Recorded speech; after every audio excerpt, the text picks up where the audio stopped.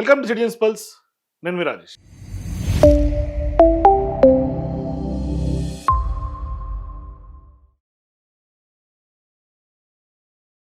తెలంగాణ విషయంలో తెలుగుదేశం పార్టీ పదే పదే సెల్ఫ్ గోల్స్ వేసుకుంటున్నట్టుగా కనిపిస్తుంది. ఒకవైపేమో తెలుగుదేశం పార్టీ నాయకత్వం తెలంగాణలో అధికారం వస్తాం అని ప్రగల్భాలు పలుకుతుంటే, మరోవైపు ఆ యొక్క తెలంగాణకు సంబంధించినటువంటి నాయకత్వం ఏమో పదే పదే సెంటిమెంట్ అని రెచ్చగొడుతూ ఉంది.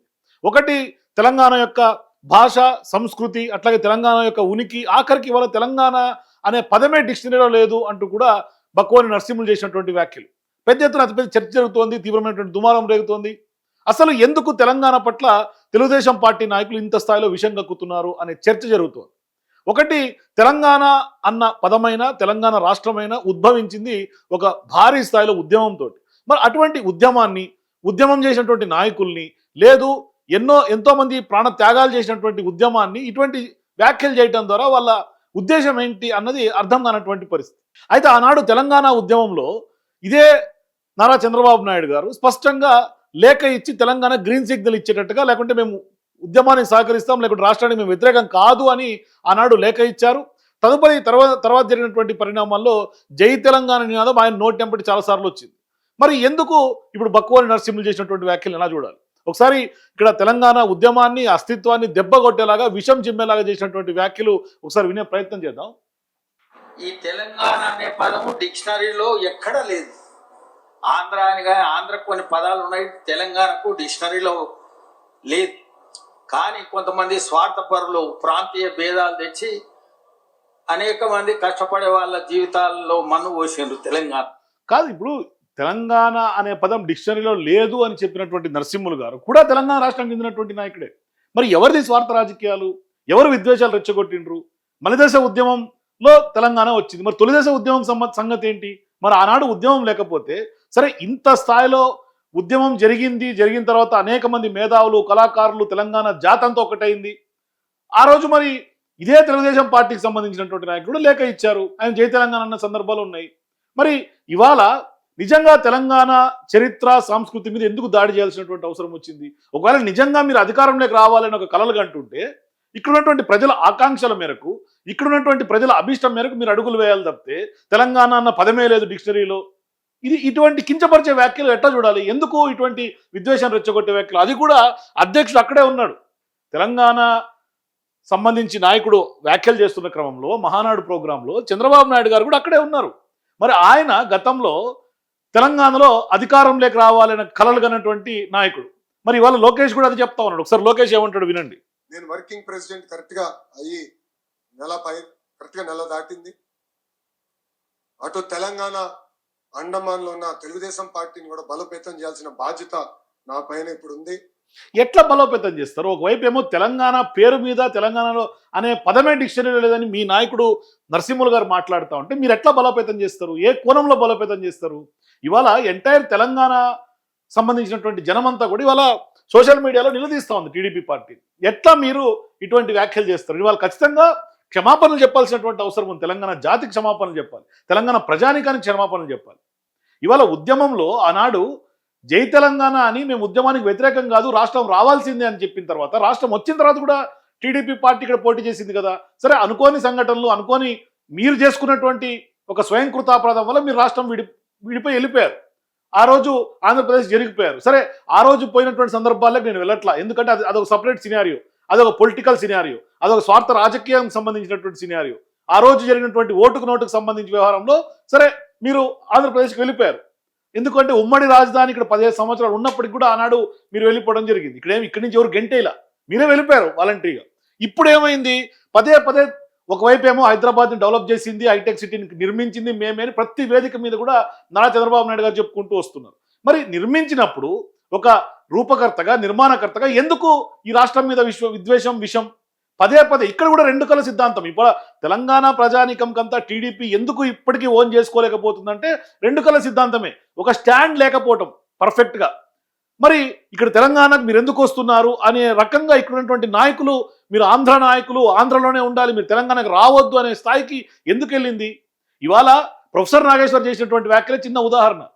వాళ్ళు పెద్ద ఎత్తున ఇవాళ తెలంగాణ సమాజం మేధావి వర్గంతో ఒక తాటి మీదకి వచ్చి మీరు ఆంధ్ర పాలకులు ఆంధ్ర నాయకులు తెలంగాణ మీద ఇంకా మీ పెత్తనం ఏంది అనే కాడికి వచ్చింది. ఇవాళ మీరు ఏం చేసినా కూడా తెలంగాణలో అటువంటి సందర్భం వస్తుంది. మరి ఇవాళ రెండు రాష్ట్రాల మధ్య కూడా మళ్ళీ విద్వేషాలు. రాష్ట్రం విడిపోయింది, ప్రశాంతంగా ఉన్నాం, ఇక్కడ ఉన్నటువంటి తెలంగాణలో కూడా ఆంధ్ర బిడ్డలందరినీ కూడా కడుపులో పెట్టుకొని చూసుకుంటున్నారు. ఇక్కడ ఉన్నటువంటి నాయకత్వానికి మనం కొంతమంది ఇక్కడ ఉన్నటువంటి ఆంధ్ర సంబంధించినటువంటి ప్రజలు ఓటేస్తా ఉన్నారు. ప్రజాస్వామ్యం ఎవరు ఎక్కడైనా ఉండొచ్చు కదా, కాబట్టి ఉంటున్నారు, కడుపులో పెట్టుకొని చూసుకుంటు. ఇక విద్వేషాలు ఏం లేవు, ఆంధ్ర తెలంగాణ భేదభావం ఎక్కడ లేదు. కానీ ఈ యొక్క రాజకీయ నాయకులు పదే పదే రాష్ట్రాన్ని విచ్ఛిన్నం చేసే దిశగా అడుగులు వేస్తా ఉన్నారు. ఇవాళ నిజంగా కూడా తెలంగాణలో కాంగ్రెస్ పార్టీ తెలుగుదేశం పార్టీ బలోపేతం అవ్వాలి అంటే ఏం చేయాలి? అవ్వాలంటే ఇక్కడ ఉన్నటువంటి ప్రజల్ని ఓన్ చేసుకోవాలి. ప్రజల్లో ఇంకా విద్వేషం రెచ్చగొట్టి విషం జిమ్మితే మీ పార్టీ బలోపేతం కాదు. ఎందుకో నాకు అర్థం కాదు. పదే పదే తెలుగుదేశం పార్టీ ఆంధ్రలో అధికారంలో ఉన్నప్పటికీ కూడా తెలంగాణ మీదే పదే పదే ఇక్కడ కన్ను వేస్తూ ఉంది. సరే వేస్తే వేశారు, కానీ ఇక్కడ ప్రధానంగా మీరు స్ట్రాటజీ బిల్డప్ చేయాల్సినటువంటి అవసరం ఉంది. ఇక్కడ నాయకత్వం ఉంది, క్యాడర్ ఉంది, మీరు స్ట్రెంగ్తన్ చేసుకోవాల్సింది పోయి. ఎప్పుడైతే టీఆర్ఎస్ పార్టీ బీఆర్ఎస్ పార్టీ అయిందో ఆనాడు పెద్ద ఎత్తున చంద్రబాబు నాయుడు గారు ఇక్కడ అధ్యక్షుడిని ప్రకటించారు. ముద్రాజ్ సామాజిక వర్గం నుంచి కాసాని జ్ఞానేశ్వర్ ముద్రాజ్ని అధ్యక్షుడిని ప్రకటించారు ఎన్నికల కంటే ముందు. ఒక్కసారిగా రేవంత్ రెడ్డిని గెలిపించే వ్యూహంలో భాగంగా 2023లో మీరు ఎన్నికలను తప్పుకున్నారు. మాకు ఆంధ్రప్రదేశ్ సరిపోతుంది, మేము అక్కడ గెలవాల్సినటువంటి దృష్టికోణంలో అక్కడ ఉన్నాం, మేము ఎన్నికల్లో పోటీ చేయమని వాలంటరీగా మీరు తప్పుకొని ఇక్కడ ఉన్నటువంటి టీడీపీ ఓట్ బ్యాంక్ అంతా కాంగ్రెస్ పార్టీకి షిఫ్ట్ చేయించారు. కానీ ఇవాళ మీరు స్ట్రెంగ్తన్ చేస్తున్నాము, చెయ్యాలి అని పదే పదే మాటలతో చెప్తున్నారు, కానీ ఎక్కడ చేతల్లో కనిపించట్లా. కానీ మీరు ఇంత విద్వేషం రెచ్చగొడుతున్నారు కదా. కానీ వీకెండ్ అయితే హైదరాబాద్కి వస్తున్నారు, మీ వ్యాపార సామ్రాజ్యం అంతా ఇక్కడే బిల్డ్ చేసుకున్నారు. ఇది వాస్తవం కాదా? మరి అటువంటప్పుడు అక్కడ బక్కువని నరసింహులు మాట్లాడిన తర్వాత ఖచ్చితంగా ఖండించాల్సినటువంటి అవసరం ఉంది. అదే వేదిక నుంచి ఖండించాల్సినటువంటి అవసరం ఉంది. ఎందుకంటే ఒక ఉద్యమాన్ని 1200 మంది ఆత్మ బలిదానాలని మీరు ఇవాళ అవమానపరిచేలాగా తెలంగాణ పదమే డిక్షనరీలో లేదు అనే వ్యాఖ్య ఎందుకు చేయాల్సి వచ్చింది? ఏ సందర్భంగా చేయాల్సి వచ్చింది? అటువంటి అవసరం ఏమొచ్చింది? ఇది కదా పాయింట్. ఒకసారి చూడండి, ఒకసారి చూపిస్తాం మీకు. ఇవాళ బొల్లమల్ల యాదవ్ ఒక ట్వీట్ చేశాడు ఎమ్మటే. తెల్లాపూర్ శాసనం క్రీస్తకం 1417 తెలంగాణ అనే పదం స్పష్టంగా చెక్కబడి ఉంది. శాసనాల్లో ఉంది కదా తెలంగాణ అనే పదం. ఇవాళ తెలంగాణ అంటే దానికి చరిత్ర ఉంది. త్రిలింగం అనే దాని నుంచి ఉద్భవించినటువంటి పదం తెలంగాణ. ఇవాళ వెలిచర్ల శాసనంలో క్రీస్తకం 1510లోనే తెలంగాణ ముఖభూమి అని ప్రస్తావన ఉంది. తిరుమల శాసనాల్లో శ్రీకృష్ణదేవరాయలు తెలంగాణ దుర్గాలు జయించినట్లుగా రాయబడింది. అమీర్ ఖుస్రో క్రీస్తుశకం 1318లోనే తిలంగి అనే పదంతో తెలంగాణ భాషను ప్రస్తావించాడు. పాల్కురికి సోమనాథుడు తన రచనలో తెలంగాణ నేల వైభవాన్ని పలికించాడు. విద్యానాథుడిని ప్రతాపరుద్ర యశోదభూషణంలో త్రిలింగ దేశ గౌరవం వెలుగొందుతోంది అని కూడా రాసుకుంటూ వచ్చారు. అట్లాగే అబుల్ ఫజల్ ఐని అక్బరీలో కూడా తెలంగాణను ప్రత్యేక సుబాగా గుర్తించాడు. ఇన్ని శాసనాలు, ఇన్ని గ్రంథాలు, ఇన్ని చారిత్రక ఆధారాలు ఒకవైపు ఉంటే డిక్షనరీలో తెలంగాణ పదమే లేదని తెలంగాణ అస్తిత్వాన్ని ప్రశ్నించే బక్కని నరసింహులు లాంటి చరిత్ర తెలియని అజ్ఞానులకు వాస్తవాలనే కాదు అన్నవాడి గడ్డి కూడా పెట్టాలి అంటూ కూడా ఇవాళ బొల్ల మల్ల యాదవ్ మాజీ ఎమ్మెల్యే చేసినటువంటి ట్వీట్. అట్లాగే దేశపతి శ్రీనివాస్ గారు, ఈయన కూడా కవి, మేధావి, ఎమ్మెల్సీ. ఆయన చేసినటువంటి వ్యాఖ్యలు ఏంటంటే తెలంగాణ అనే పదం డిక్షనరీలో లేదు, అదొక కృత్రిమ ఉద్వేగం అంటూ చేసినటువంటి అజ్ఞానపు వ్యాఖ్యలు కొందరు తెలుగు తమ్ముళ్ళ బానిస మనస్తత్వం చూస్తుంటే జాలి కలుగుతుంది. రాష్ట్రం విడిపోయినా ఈ అహంకారపు అవమానకర వ్యాఖ్యలు ఇంకా కొనసాగడం అత్యంత దుర్మార్గం. తెలంగాణ అనేది నిన్న మొన్న పుట్టినటువంటి పదం కాదు, అది శతాబ్దాల చరిత్ర కలిగినటువంటి ఒక సజీవ సాంస్కృతిక అస్తిత్వం. హిస్టరీ బుక్స్ మరలేసే ఓపిక లేని ఆ అజ్ఞానుల కోసం, బానిస మనస్తత్వంతో బతుకుతున్న వారి కోసం కొన్ని గట్టి చారిత్రాత్మక ఆధారాలు ఇవిగో అంటూ కూడా శతాబ్దాల నాటి శాసన ఆధారాలు. క్రీస్తుశకం 14వ శతాబ్దానికి చెందినటువంటి తెల్లాపూర్ శాసనంలోని తెలంగాణ అనే పదం స్పష్టంగా లిఖించబడింది. వెలిచర్ల శాసనంలో క్రీస్తుశకం 1510లో గజపతి రాజులను ఓడించినటువంటి సందర్భంలో ప్రతాపరుద్రుడు తెలంగాణ కర్ణాటక సురత్రానా అని సంబోధించబడ్డాడు. సాహిత్య ఆధారాలు తీసుకుంటే డిక్షనరీ కంటే ముందు పుట్టినటువంటి కావ్యాలు ఏవి సాహిత్య ఆధారాలు? అక్కడ ఏముంది? 14వ శతాబ్దంలోనే మహోపాధ్యాయ విద్యానాథుడు తన ప్రతాపరుద్ర యశోభూషణంలో ప్రాంతాన్ని లింగదేశం అని స్పష్టంగా పేర్కొన్నాడు. నన్నయ కాలం నాటికే త్రిలింగ శబ్దం వాడుకలో ఉంది. 3 లింగాలు అంటే శ్రీశైలం, కాళేశ్వరం, ద్రాక్షారామం ఉన్న ప్రాంతమే త్రిలింగ దేశం. అదే కాలక్రమేణా తెలుగు గాన తెలంగాణగా రూపాంతరం చెందింది. ఇంత క్లియర్గా శాసనాల్లో చరిత్ర ఆధారాలు ఉంటే రాజుల కాలం నాటి క్రీస్తు శకం నుంచి కూడా తెలంగాణ అనే పదం ఏ విధంగా ఉద్భవించింది, మరి డిక్షనరీ పుట్టుక కంటే ముందే ఇవాళ రాజులు ఆనాడు చరిత్రకారులు చెప్పినటువంటి వాస్తవం కాదా? ఇక అట్లాగే మొఘల్ కుతుబ్ షాహీ కాలం చరిత్ర తీసుకుంటే ఇన్ ఈ అక్బరీ అంటే అక్బర్ నామా గ్రంథంలో కూడా అబుల్ ఫజల్ రచనల్లో కూడా ఈ ప్రాంతాన్ని తెలంగాణ అనే పిలిచారు. కుతుబ్ షాహీల కాలం అధికారిక పత్రాల్లో తెలంగాణ అనే పదం స్పష్టంగా వాడబడింది. ఇంతటి ఘనమైన చరిత్ర కలిగినటువంటి కోట్లాది మంది ప్రజల శ్వాస అయినటువంటి తెలంగాణ పదాన్ని కృత్రిమం అనడం మీ అహంకారానికి, సంస్కృతి హీనతకు నిదర్శనం. ఆంధ్ర డిక్షనరీలో మా పదం వెతుక్కోవాల్సినటువంటి కర్మ మాకు లేదు. మా చరిత్ర మట్టి పొరల్లో ఉంది, శాసనాల్లో ఉంది, విప్లవాల గుండెల్లో ఉంది. సొంత గడ్డను అవమానిస్తున్నటువంటి పరాయి నాయకుడికి వంతపాడుతున్న తెలంగాణ తమ్ముళ్లారా, ఇప్పటికైనా మీ బానిస మనస్తత్వాన్ని వీడండి. తెలంగాణ ఆత్మగౌరవాన్ని తక్కువ చేసి మాట్లాడితే ఈ సమాజం మిమ్మల్ని క్షమించదు. క్లియర్ కట్గా ఎగ్జాక్ట్లీ వాస్తవం చెప్పింది దేశపతి శ్రీనివాస్ గారు. ఇవాళ తెలంగాణ ఉద్యమం జరిగిందే ఆత్మగౌరవ నినాదంతో, నీళ్లు నిధులు నియామకాల కోసం ఒక ఆత్మగౌరవ నినాదంతో పదే పదే కించపరుస్తుంటే ఆ యొక్క కించపరిచినటువంటి వ్యవహారాన్ని ఆంధ్ర పాలకుల యొక్క బానిసత్వం నుంచి విముక్తి కోసం ఇవాళ ఉద్యమం పుట్టింది ఇక్కడ. మరి ఆత్మగౌరవ ఉద్యమం ఒక నినాదంగా చెలరేగి పెద్ద ఎత్తున ఉద్యమం ఎగిసిపడిన తర్వాత ఇదేదో కేవలం స్వార్థ రాజకీయాల కోసం వచ్చినటువంటి ఉద్యమం కాదు, ప్రజల్లో నుంచి పుట్టినటువంటి ఉద్యమం. ఆ ఉద్యమానికి మీరు కూడా సపోర్ట్ చేసినటువంటి వాళ్ళు, మీ పార్టీ కూడా సపోర్ట్ చేసినటువంటి పార్టీయే. తర్వాత అది గత్యంతరం లేక సపోర్ట్ చేసినారని చెప్పుకోవాలి ఆనాడు. మరి ఆనాడు కాంగ్రెస్ పార్టీ సపోర్ట్ చేయాల్సి వచ్చింది ఆత్మ బలిదానాల ఉద్యమం తర్వాత, టీడీపీ పార్టీ ఆ రోజు సపోర్ట్ చేసింది, సిపిఐ, సిపిఎం, బీజేపీ, ఇంట్లో ముక్తకంఠంతో అన్ని పార్టీలు కూడా ఇవాళ గొంతు కలిపినటువంటి ఉద్యమం, ఇవాళ మీ మెడలు వంచినటువంటి ఉద్యమం కదా. మరి ఇవాళ మళ్ళీ అటువంటి అహంకారపూరితమైనటువంటి వ్యాఖ్యలు ఎందుకు? ఇవాళ ఎట్లా మీరు వస్తారు? ఇక్కడేమో లోకేష్ గారేమో మేము బలపరచాలి, బలోపేతం చేయాలి రాష్ట్రంలో తెలుగుదేశం పార్టీని. ఎట్లా బలోపేతం చేస్తారు? మీరు తెలంగాణ విడిపోయిన తర్వాత కూడా ఇదే రాహుల్ గాంధీ గారితో పాటు రోడ్ షోలు చేసి ఆనాడు హరికృష్ణ గారి కూతురు కూడా మీరు నించోబెట్టినటువంటి పరిస్థితి. అయినా కూడా ఏమైంది అంటే ఇక్కడ తెలంగాణ ప్రజలను మీరు ఓన్ చేసుకోవట్లా. ఎంతసేపటికి వాళ్ళని అగౌరవపరుస్తూ, కించపరుస్తూ, ఆత్మగౌరవాన్ని దెబ్బతీసే దిశగా ఇవాళ మీరు కానీ మీ నాయకత్వం కానీ చేస్తున్నటువంటి వ్యాఖ్యలు మనకు కనిపిస్తూ ఉన్నాయి. గతంలో లోకేష్ గారు కూడా అన్నారు ఇక్కడి నుంచి మమ్మల్ని గెంటేశారు. ఇక్కడ ఎవరు గెంటేలా, మీరే వెళ్ళిపోయారు. ఆ రోజు జరిగినటువంటి పరిణామాల్లో మీరు వెళ్ళిపోయారు. ఇవాళ తెలంగాణ మీద కక్షణ, లేకుంటే ఇక్కడ ఉన్నటువంటి రాజకీయ పార్టీల మీద మీ కక్షణ తెలియాల్సినటువంటి అవసరం ఉంది. కాకపోతే షాద్నగర్లో పుట్టి తెలంగాణ లేదంటుండంటే మరి ఆయన ఎవరి మెప్పు కోసం అంత అడ్డందిడ్డంగా మాట్లాడిండో నాకు అర్థం కావట్లేదు. తెలంగాణ వేల సంవత్సరాల చరిత్ర కలిగినటువంటి ఒక ప్రాంతము.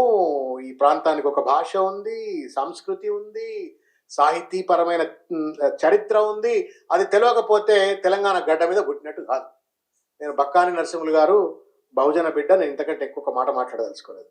కానీ చంద్రబాబు నాయుడు బావ కళ్ళల్లో సంతోషం కోసం నేను తుపాకులు కాల్చిన అని వాడెవడో హంతకుడు అన్నట్టుగా తెలంగాణ అస్తిత్వం పైన, ఆత్మగౌరవం పైన దాడి చేసే విధంగా బక్కాని నరసింహులు గారు చంద్రబాబు నాయుడు గారును ఆ వేదిక మీద కూర్చున్నటువంటి ఒక ఆంధ్ర పెద్దల యొక్క కళ్ళల్లో సంతోషం కోసం చిల్లరగా మాట్లాడితే తెలంగాణ ద్రోహిగా ఆయన మిగిలిపోతాడు, ఆయన చరిత్రలో లేకుండా పోతాడు. I leave it is wisdom, but I'm questioning Telugu Desam party. How do allow such kind of a thing? Bakkani Narasimhulu అనేట ఆయన తెలుగుదేశం తెలంగాణ శాఖ అధ్యక్షుడు. తీసిపడేవా తెలంగాణ మాజీ అధ్యక్షుడు, పోలిట్ బ్యూరో మెంబర్, మాజీ అధ్యక్షుడు. ఆయన కొన్ని రోజులు అధ్యక్షుడు చేసిండు. తీసిపడే తెలంగాణ ఆఫీస్ ఇక్కడి నుంచి. తెలంగాణ తెలుగుదేశం కదన్నా, ఇప్పుడు తెలుగుదేశం శాఖ తెలంగాణ అంటారు కదా, తీసిపడేయండి మరి తెలంగాణ అని చెప్పని. మరి ఇవాళ మన ఎవరైతే బీఆర్ఎస్ పార్టీ నాయకులు శ్రవణ్ గారు చెప్పినట్టుగా Telugu Desam party NTR trust Bhavan, NTR trust, వాళ్ళకి సంబంధించిన వ్యవహారాలు అన్నీ ఇక్కడ హైదరాబాద్ సెంట్రిక్ గానే జరుగుతూ ఉన్నాయి. మరి ఇవాళ తెలుగుదేశం పార్టీ జాతీయ స్థాయి పార్టీగా గుర్తింపు పడిన తర్వాత తెలంగాణ శాఖ ఎందుకు? తెలంగాణ అన్న పదం డిక్షనరీ లేనప్పుడు, ఆ తెలంగాణ అన్న పదం ఉచ్చరించడానికి కూడా మీకు ఇష్టం లేనప్పుడు తెలంగాణ తీసేసేయండి. సింపుల్ అది. తర్వాత ఇక్కడ ఉన్నటువంటి సమాజానికి మీరు సారీ చెప్పిన తర్వాత, క్షమాపణలు కోరిన తర్వాత మీ యొక్క పార్టీ ఇక్కడ కార్యకలాపాలు చేయాల్సినటువంటి అవసరం ఉంది. ఎందుకంటే నిజామాబాద్లో సభ పెట్టారు, ఖమ్మంలో సభ పెట్టారు, భారీ స్థాయిలో వచ్చారు. మేము ఇంకా మొత్తం మేము పుట్టిందే తెలంగాణ గడ్డ మీద అని చెప్పుకున్నారు. ఆ రోజు తెలంగాణ గడ్డ మీదే హైదరాబాద్ నడిబొడ్డుని ఎన్టీఆర్ గారు స్థాపించినటువంటి పార్టీ తెలుగుదేశం పార్టీ అని చెప్పారు ఆనాడు. మరి ఇవాళ ఏమైంది? అటువంటి ఇక్కడ పుట్టినటువంటి గడ్డ మీద పుట్టినటువంటి పార్టీ అని చెప్పుకునే మీరు ఇవాళ మీ పార్టీ నాయకులు షాద్నగర్లో పుట్టినటువంటి బిడ్డ నరసింహులు గారు ఇంత అవమానకరంగా ఆత్మగౌరవం దెబ్బతీసేలాగా ఇంత అవమానకరమైనటువంటి వ్యాఖ్యలు చేస్తూ ఉంటే పార్టీ నాయకత్వం ఏం చేస్తోంది? పార్టీ నాయకత్వం దాన్ని సరిచేయాల్సినటువంటి బాధ్యత పార్టీకి లేదా? ఎందుకంటే ఇప్పటికి కూడా ఇంకా 2 కళ్ళ సిద్ధాంతమే అమలు చేయాల్సినటువంటి అవసరం ఉందా తెలంగాణ ఆంధ్ర పట్ల? మరి ఇవాళ ఇప్పటికి కూడా మీకు లీడర్లు ఉన్నారు, క్యాడర్ ఉంది, కానీ ఎందుకు ఇటువంటి పరిస్థితి? ఎందుకంటే గతంలో జరిగినటువంటి ఎన్నికలప్పుడు పెద్ద ఎత్తున కాసాని జ్ఞానేశ్వర్ గారిని తీసుకొచ్చి మేము ఎన్నికల్లో పోటీ చేస్తామని చెప్పిన తర్వాత పోటీ చేయలేదు ఆ రోజు 2023 ఎన్నికల్లో. ఆనాడు టీడీపీకి ఉన్నటువంటి ఓట్ బ్యాంక్, అది ఖమ్మం తీసుకున్నా, లేదంటే మహబూబ్నగర్ తీసుకున్నా, నల్గొండ తీసుకున్నా, ఇంకా నిజామాబాద్ తీసుకున్నా, కొన్ని జిల్లాల్లో ఆ ఓట్ బ్యాంక్ అంతా కాంగ్రెస్ పార్టీకి వైపు మళ్ళింది. మరి ఇవాళ నిజంగా మీరు ఇక్కడ తెలంగాణలో బలోపేతం చేసే దిశగా మేము అడుగులు వేస్తామంటే ఇటువంటి వ్యాఖ్యలు వేస్తే మీరు తెలంగాణ ద్రోహులుగా మిగిలే అవకాశం ఉంటుంది తప్పితే మిమ్మల్ని ఎక్కడ తెలంగాణ సమాజం క్షమించే పరిస్థితి ఉండదు. కాకపోతే మీరు కనుక నిజంగా సీరియస్గా మీరు కొట్లాడాలి, ఇక్కడ మేము పోటీ చేయాలి, మేము రాజకీయంగా ఎదగాలి, బలోపేతం అవ్వాలి అనుకుంటే అది ఖచ్చితంగా అది నష్టం ఎవరికంటే రేవంత్ రెడ్డి గారికి నష్టం. ఇవాళ రేవంత్ రెడ్డి గారికి మీరు దెబ్బ కొడుతున్నట్టే వాస్తవానికి. ఎందుకంటే రేవంత్ రెడ్డి గారు మీతో సయోధ్యగా ఉంటారు, మీ నాయకత్వంతో సయోధ్యగా ఉంటారు, మీరు వెనక నుండి రేవంత్ రెడ్డి గారు నడిపిస్తారనేది నగ్న సత్యం. ఇవాళ తెలంగాణ మేధావులోకానికి అందరికీ తెలుసు. ఆయన ఢిల్లీలో ఎన్డీఏ మీటింగ్లు పెడితే ఎన్డీఏ మీటింగ్లకు పోతారు, అక్కడ ఉన్నటువంటి మీ యొక్క నాయకత్వం కేంద్ర మంత్రులతో భేటీలు అవుతారు, మీ యొక్క నాయకులతో భేటీ అవుతారు, వాళ్ళ పెళ్లిళ్లకు పేరెంటాలకు రేవంత్ రెడ్డి గారు వెళ్తారు, రేవంత్ రెడ్డి గారు దానికి మీరు వస్తారు. అంతా చాలా ఫ్రెండ్లీగా ఉన్నటువంటి మీరు ఇవాళ మీరు గనక బలోపేతం అయితే ఆ దెబ్బ ఎవరికి అంటే తెలంగాణలో ఉన్నటువంటి పార్టీల్లో ముఖ్యంగా ఉన్నటువంటి పార్టీ కాంగ్రెస్ పార్టీ, ముఖ్యంగా రేవంత్ రెడ్డి గారికి. ఇవాళ ఎవరెవరన్నా కాదన్నా కాంగ్రెస్ టీడీపీ జెండాలు పట్టుకొని ఆ రోజు ఎన్నికల్లో, అసెంబ్లీ ఎన్నికల్లో క్యాన్వాస్ చేశారు. ఇవాళ BRS party standard vote bank ఉంది, వ్యతిరేకత క్యాష్ చేసుకుంటోంది, ప్రతిపక్ష పార్టీగా చాలా సక్సెస్ఫుల్గా ముందుకెళ్తోంది. బీజేపీ పార్టీ తన పాత్ర తను పోషిస్తోంది. ఎటొచ్చి దెబ్బ పడింది రేవంత్ రెడ్డి గారికి. మరి అట్లాంటప్పుడు ఇప్పుడు దాకా మీరు ఇంత స్నేహపూరితమైనటువంటి వాతావరణంలో మీరు ఇద్దరు ఉన్న తర్వాత మీరు దెబ్బ కొట్టాలంటే ఖచ్చితంగా రేవంత్ రెడ్డి గారికి దెబ్బ కొట్టాలి. సరే, అటువంటి సందర్భాల్లో నిజంగా బలోపేతం చేసే వ్యూహమా, లేదంటే కనుక మీరు ఎటువంటి వ్యూహాలతో ఇక్కడికి వస్తున్నారు అంటే ఇక్కడ ఉన్నటువంటి ప్రజలని ఆత్మగౌరవాన్ని, ఇక్కడ ఉన్నటువంటి సంస్కృతి సాంప్రదాయాల్ని పదే పదే దెబ్బతీయటం వల్ల, విషం చిమ్మటం వల్ల మీకు వచ్చే లాభము ఫాయిదా ఏమైనా ఉంటుందా? ఒకవైపు నరసింహులు గారేమో అటువంటి వ్యాఖ్యలు చేస్తారు.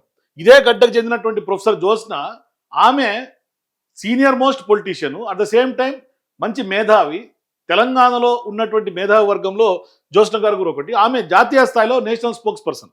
ఆమె ఏమంటారు, ఆమె మీలాంటి నాయకత్వం మాకు తెలంగాణకు కావాలి, తెలంగాణలో ఎడ్యుకేషన్ మినిస్టర్ లేడు, మేము విద్యాపరంగా మీ యొక్క వ్యవహారం మాకు కావాల్సినటువంటి, అంటే మీ యొక్క విజనరీ మాకు కావాలి అని ఆమె అదే వేదిక నుంచి చెప్తుంది. We want what is happening in Andhra Pradesh. ఇవాళ ఆంధ్రప్రదేశ్ కి ఒక డైనమిక్ ఎడ్యుకేషన్ మినిస్టర్ ఉన్నారు.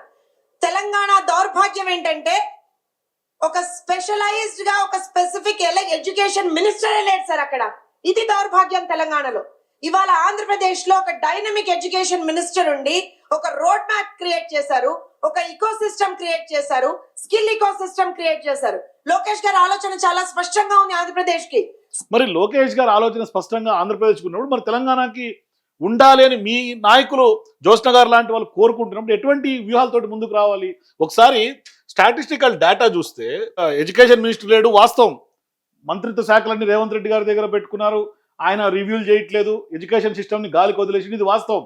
కానీ ఆంధ్రప్రదేశ్లో గడిచినటువంటి కాలంలో Andhra Pradesh ranks at the bottom of major Indian states in overall literacy. అంటే లిటరసీ రేట్లో ఆంధ్రప్రదేశ్ మొత్తం ఉన్నటువంటి రాష్ట్రాల్లో, అన్ని రాష్ట్రాలు, మేజర్ రాష్ట్రాల్లో కంటే ఇప్పుడు వెనకబడి ఉంది. ఎస్టిమేటెడ్ రేట్ ఏంటంటే 72.6% లిటరసీ రేట్ ఉంది. నేషనల్ యావరేజ్ 80% ఉంది, 80.9% ఉంది. మరి 80.9% కంటే కూడా ఇంకా దిగువన ఉంది. అంటే ఉండాల్సినటువంటి నేషనల్ యావరేజ్ కంటే కూడా దిగువన ఉంది ఆంధ్రప్రదేశ్. సరే, ఆయన రీసెంట్గానే అయ్యాడు కాబట్టి 1-2 ఇయర్స్లో మళ్ళీ ఏమన్నా బెటర్మెంట్, ఏమన్నా రిజల్ట్స్ ఫ్యూచర్లో వస్తాయేమో మనకు తెలియదు. కానీ ఇప్పుడుకున్నటువంటి పరిస్థితిలో కేరళ 95.3% లిటరసీ రేట్తో నెంబర్ 1లో ఉంది. అట్లాగే తెలంగాణ 76.9 ఉంది, బీహార్ 74.3 ఉంది, ఆంధ్రప్రదేశ్ 72.6 ఉంది, నేషనల్ యావరేజ్ 80% ఉంది. మరి బీహార్, తెలంగాణ, కేరళ కంటే కూడా ఆంధ్రప్రదేశ్ నాకు తెలిసి 7వ స్థానంలో ఉంది ఇతర రాష్ట్రాలతో. యూపీ, మధ్యప్రదేశ్ కంటే కూడా దిగువన ఉంది.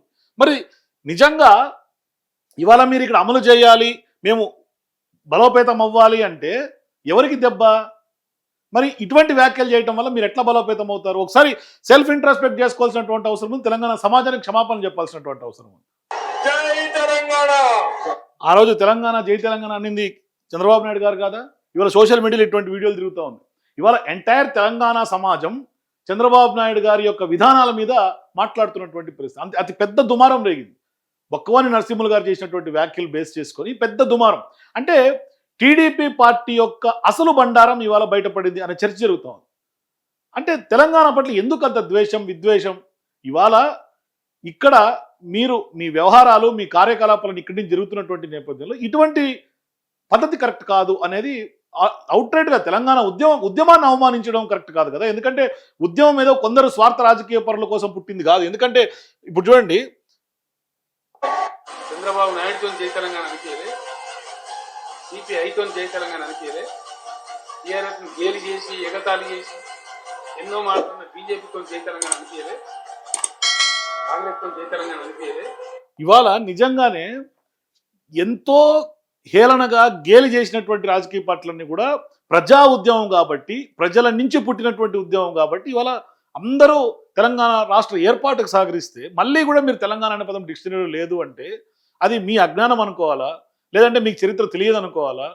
లేదు నిజంగానే కావాలని రాష్ట్రం మీద మీరు అంటే రెచ్చగొట్టేలాగా, ఇక్కడ ఉన్నటువంటి అస్తిత్వాన్ని దెబ్బగొట్టేలాగా మాట్లాడుతున్నారు అనుకోవాలా? ఖచ్చితంగా ఈ విషయంలో తెలుగుదేశం పార్టీ ఒకసారి సీరియస్గా ఆలోచన చేయాల్సినటువంటి అవసరం ఉంది. ఒకవేళ నిజంగానే మీరు ఎదగాలి, బలోపేతం చెయ్యాలి అని అనుకుంటే మాత్రం ఇది సరైనటువంటి విధానం కాదు. ఖచ్చితంగా నరసింహులు గారు ఏదైతే వ్యాఖ్యలు చేశారో ఆయన ఏ ఉద్దేశంలో వ్యాఖ్యలు చేశారు, ఎందుకు చేశారు, మరోవైపు ఈ యొక్క తెలంగాణ సమాజానికి ఖచ్చితంగా తెలుగుదేశం పార్టీ తరఫున క్షమాపణలు చెప్పాల్సినటువంటి అవసరం ఉంది. లేదు అంటే భవిష్యత్తులో చాలా రాజకీయంగా ఇప్పటికే నష్టపోయారు, ఇంకా భవిష్యత్తులో నష్టపోయే అవకాశాలు ఉంటాయి. కాబట్టి ఖచ్చితంగా సెల్ఫ్ ఇంట్రోస్పెక్ట్ చేసుకోవాల్సినటువంటి అవసరం ఉంది ఈ వ్యవహారం మీద. మీరు ఈ వీడియో చూసిన తర్వాత తెలుగుదేశం పార్టీ తెలంగాణ పట్ల ఎటువంటి వైఖరితో ఉంది, ఎందుకు ఇటువంటి వ్యాఖ్యలు బక్కువ నరసింహులు గారు చేశారు, మీ అప్రోల్ కింద కామెంట్స్ చెప్పండి. For more videos please watch citizens pulse.